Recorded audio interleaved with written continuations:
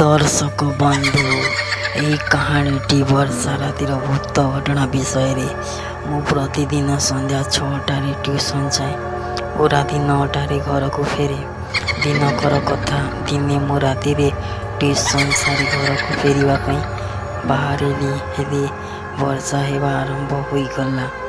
सेतेबेलकू राति 9टा होता है। सार मते कहले बाबू वर्षा बंद हो घर को जीवु एठारे किछि समय रही जा।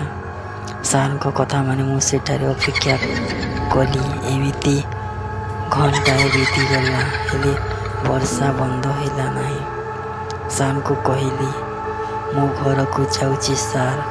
हाँ जा कहले सार आउ छता टी देली। मु छता धरी बाहरिली। सेतेबेलकू राति 10टा होता है। मु साइकेल अधा बाट आसिली। गोटे सुनसान रास्ता दे आसुली। रास्ताटा पूरा सुनसान पूरा अंधार देखा जाउथला। किछि मते देखा जाउ नथिला। मते टिके डर लागिबाकू लागिला। सेमिति आगकू बढ़ी चली थाए ओ केही जड़ी कांदिबार स्वर शुणागला मते।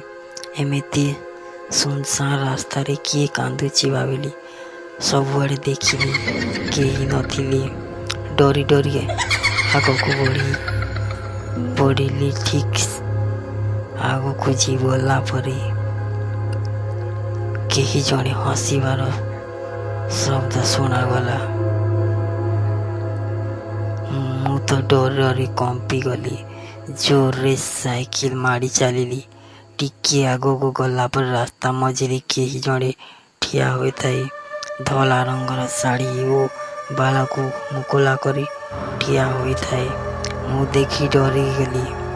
अटकिली ओ पचारे तमे किए हेले किसी उत्तर देला नहीं। सेमिति तार सामना को गली देखिली भयंकर चेहरा।